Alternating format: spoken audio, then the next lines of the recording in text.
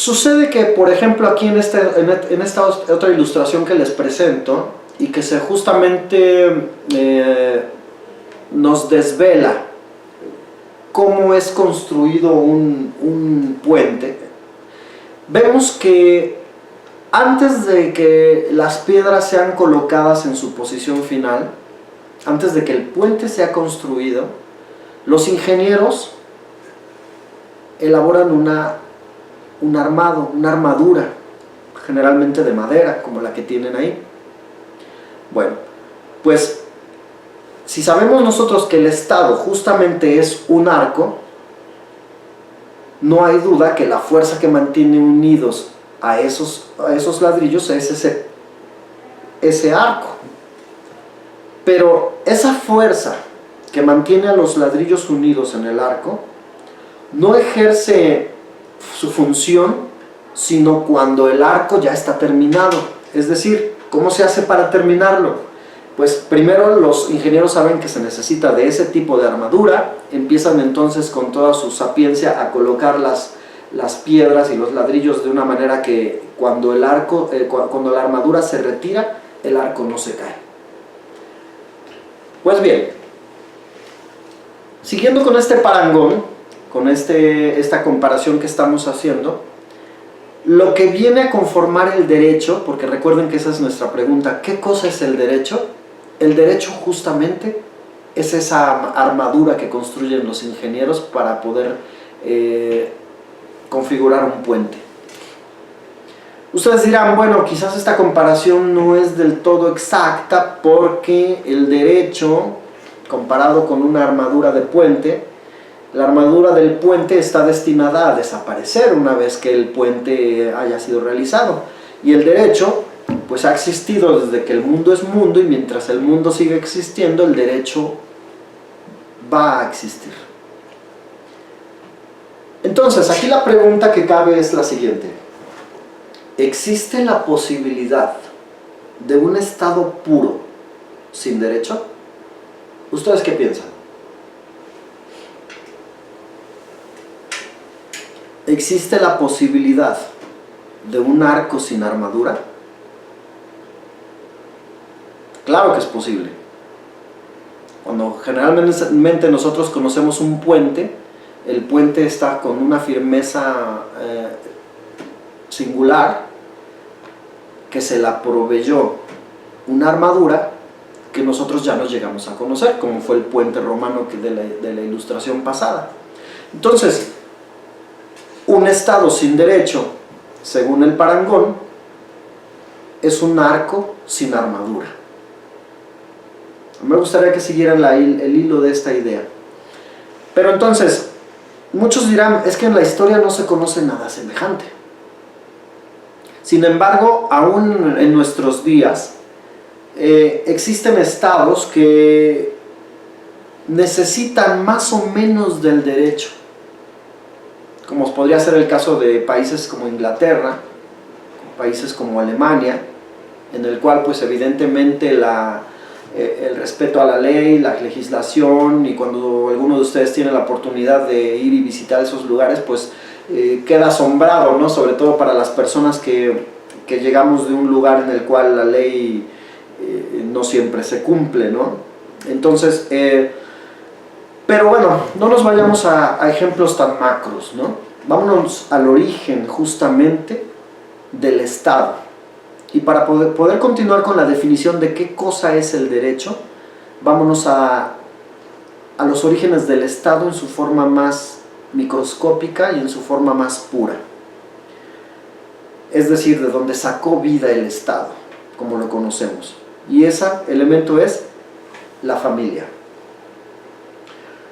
La familia que ya Cicero, así es su pronunciación en latín, que bueno, nosotros lo conocemos como Cicerón, nos decía: prima societas in coniugo est.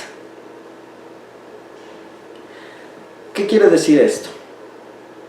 Nos quiere decir que la primera sociedad es justamente la familia.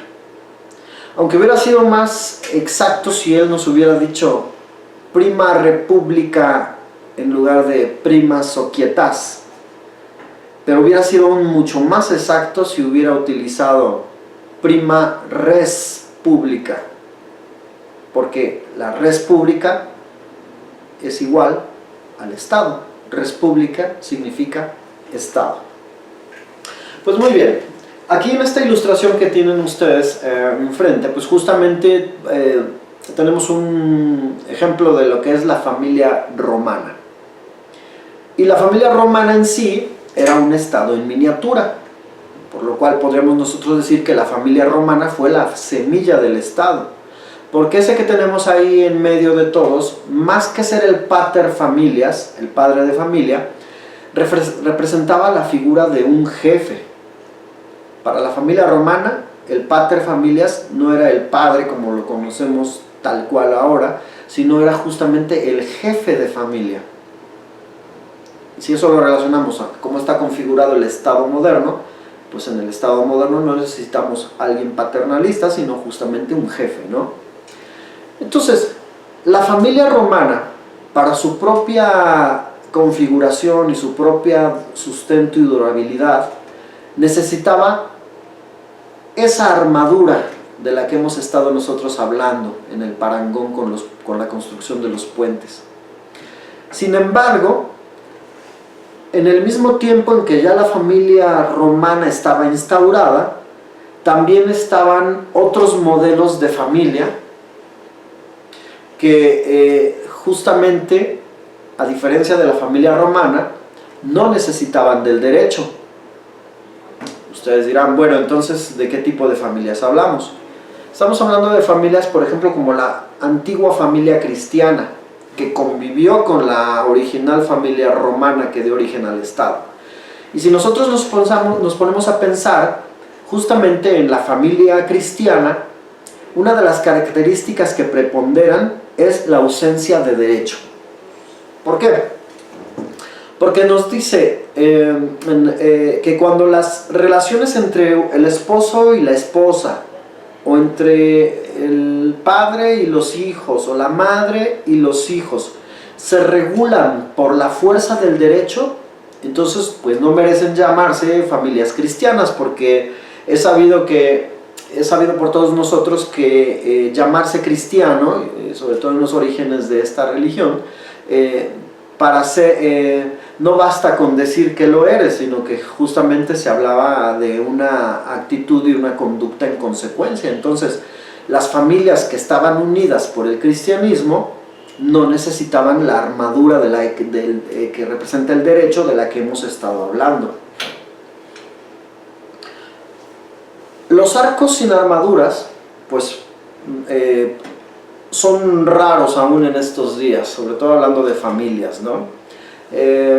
Yo recuerdo en mi trabajo como educador, sobre todo en el área rural, que me he encontrado con padres de familia, porque en lo particular me gusta conocer las familias de mis estudiantes, y he tenido la dicha de maravillarme al momento de conocer cómo interactúa una familia, sobre todo rural, generalmente de escasos recursos, con un bajo nivel educativo, institucional o formal, y ver el respeto que se profesan, el cariño que se profesan, la admiración que existen entre padres e hijos. Y pues cuando nosotros estamos observando ese tipo de relaciones dentro de una familia, estamos observando lo que es el Estado en su puridad. ¿Por qué? Bueno, evidentemente porque esa familia de la que estoy hablando no ha leído antes un reglamento, no se le han definido las sanciones o los castigos que va a tener si no cumple con tal o cual obligación, sino que justamente es algo más de tipo natural. Entonces, ¿por qué una familia, siguiendo con esta viaje al pasado en el cual convivían familias romanas con familias cristianas, ¿por qué la familia cristiana no regula su relación entre sus integrantes con el derecho? Esa es la pregunta. ¿Por qué el padre y el hijo cristianos, para regular sus relaciones, aún las relaciones más importantes, no necesitan del derecho? Creo que la respuesta es obvia, ¿no? Y ustedes mismos han estado pensando en ello. No requieren del derecho las familias cristianas, de los orígenes del cristianismo, porque justamente el hijo ama al padre, el padre ama al hijo, el esposo ama a la esposa a los hijos y viceversa. Y entonces, amar por querer bien, es decir, querer el bien del amado, significa que el bien de uno de los integrantes es el bien de todos. Es por eso que con estos ejemplos que estoy dando, justamente, tenemos que sí existen estados sin armadura, es decir, sí existen estados sin derecho. Y teniendo en cuenta que el estado en su forma más microscópica es la familia, sabemos que hay familias que no están reguladas por las leyes. Entonces, de esta manera, hace de una muchedumbre un solo cuerpo, una unidad. Justamente lo que los antiguos latinos decían universum, que quiere decir que el todo forma parte de uno y uno forma parte del todo. Ese es el estado en su puridad. Y esos son el tipo de estados sin armaduras. Entonces, vamos a ver. En el estado de derecho no podemos ver pues la forma perfecta del estado. Fíjense qué curioso, ¿no?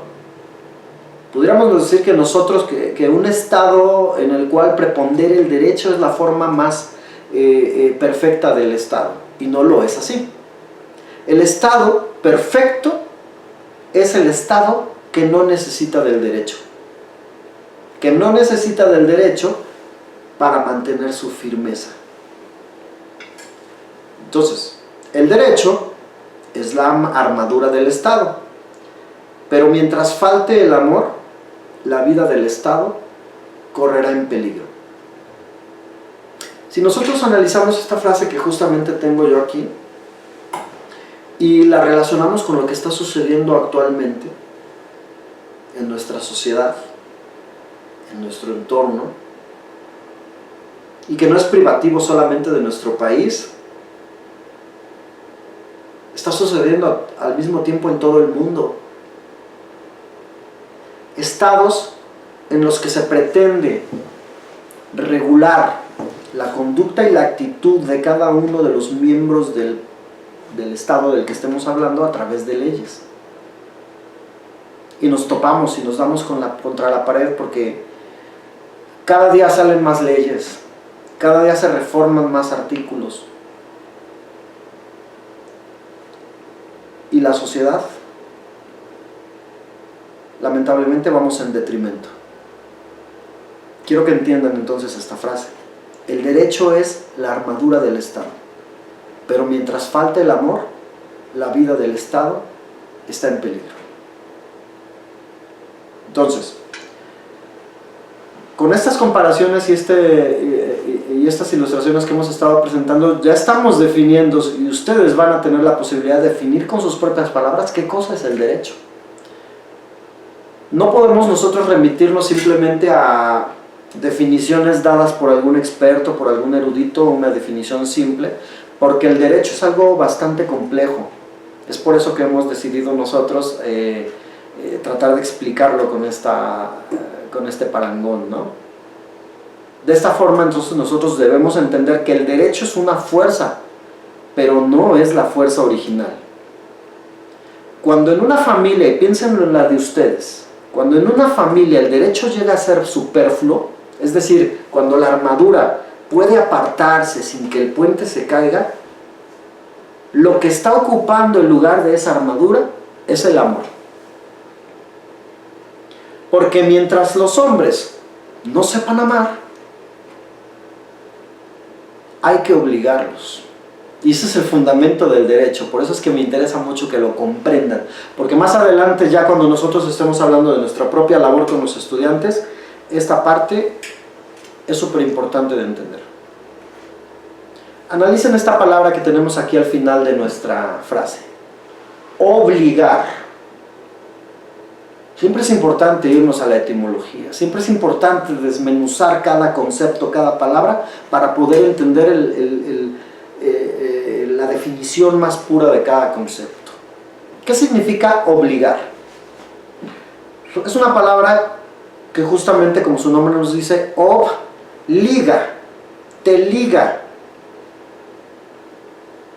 te atrapa, te sujeta, te liga, te obliga. Y cuando un hombre es ligado, no tiene libertad. Se sujeta al hombre cuando el hombre no hace bien. Y el bien verdadero no puede ser solo de él, también es de todos los demás. Pensémoslo de esta forma. De esta forma, la libertad, en vez de entenderse como el poder de, pues soy libre y voy a hacer lo que quiera, es todo lo contrario. La libertad radica en tener el poder de hacer incluso aquello que no tengo ganas de hacer. Es muy importante, y piénsenlo ustedes. Si el día de hoy yo tenía que presentarme en mi escuela a las 7 de la mañana para dar clases, pero resulta que a lo mejor anoche tuve una mala noche, tuve un insomnio, sonó el reloj a las 6 de la mañana, y lo último de lo que yo tenía ganas era de levantarme y de irme a trabajar. Tenía yo dos opciones. Una, apagar el despertador, echarme la cobija encima y seguir durmiendo, porque eso era lo que yo quería hacer. O la segunda opción era tener la libertad de que la pereza, la irresponsabilidad no me sujetaran y me ataran a la cama, y tener la verdadera libertad de levantarme e ir y cumplir con mis obligaciones. Entonces, si entre dos personas, si entre dos hombres, uno, en el caso de los hombres, vamos a suponer dos hombres que no tienen el sustento suficiente para que puedan alimentarse los dos, si el hombre más fuerte mata al hombre más débil para que éste pueda comer bien, porque el otro era una boca más que alimentar, no está siendo libre, sino está siendo un siervo de sus propias pasiones, de sus propias necesidades. Porque no fue la fuerza, sino el hambre para alimentar al otro lo que resulta la verdadera libertad. Y este tipo de sacrificios nosotros, las personas de bien, porque puedo yo asumir que ustedes son personas de bien, dado que están a través de esta maestría pues tratando de mejorar su persona y de prepararse, nosotros no podemos estar pensando únicamente en el bienestar personal de una manera egoísta. Siempre estamos pensando en el bien del otro, que es lo que en latín se conocía como no dominium alterius, sino dominium sui. ¿Y qué quiere decir esta frase en latín?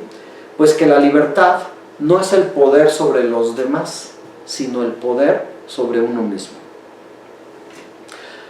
Pues muy bien, entonces vamos a continuar con esta analogía del puente.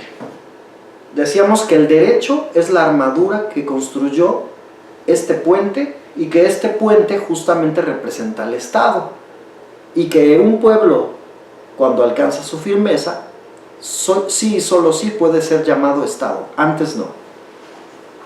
Habría que analizar entonces si la situación en la que nos encontramos actualmente en nuestro pueblo, que evidentemente no hay firmeza, pudiera ser considerado un Estado. Vamos a dejarlo de tarea. Entonces, tenemos aquí esta imagen de un puente, muy bello, también es un puente romano, si ustedes lo observan.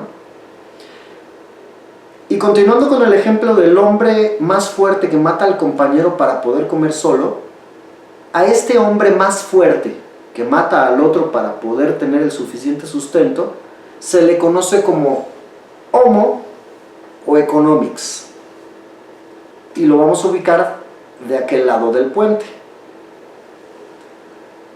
A la izquierda del puente, nosotros vamos a encontrar a la economía.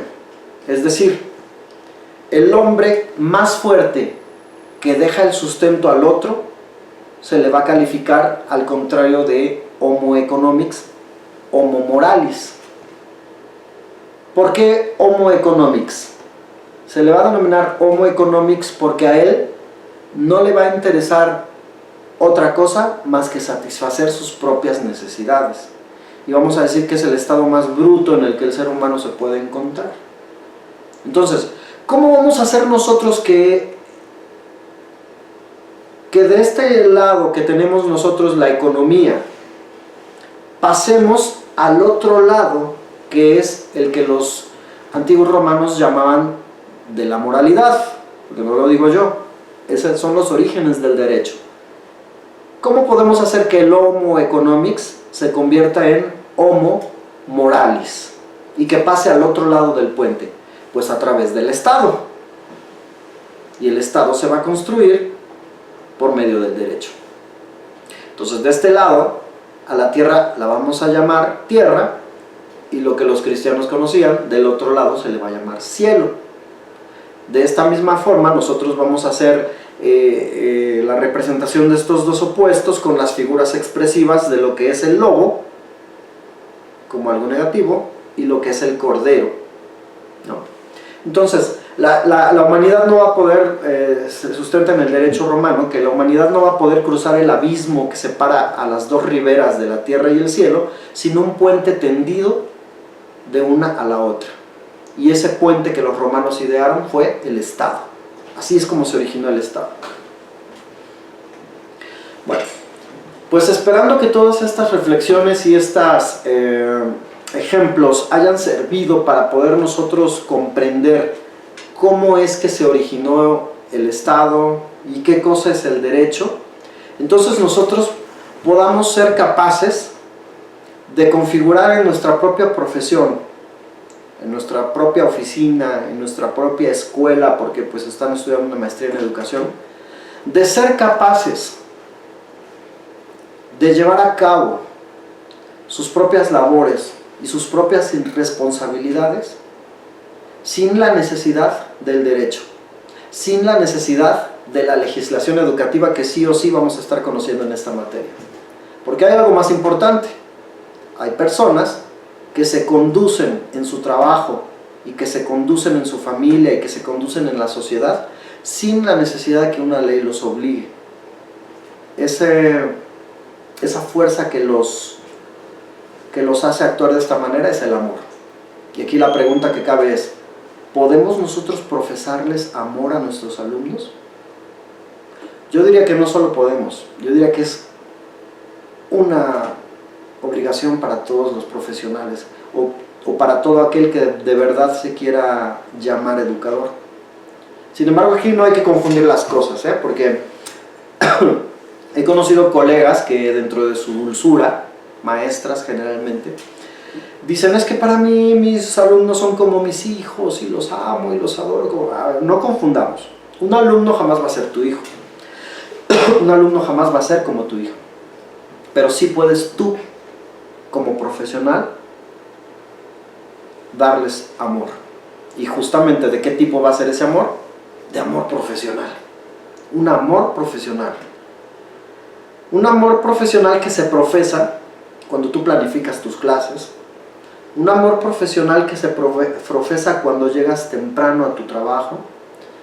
Un amor profesional que se profesa cuando te interesas verdaderamente por el bienestar del chico o de la chica que estás trabajando, y por la familia, y por la comunidad. Y si nosotros estuvimos analizando estos temas, pues justamente es para llegar a esa conclusión. Es importante conocer la legislación escolar. y de hecho lo vamos a hacer, es uno de los objetivos de nuestra materia.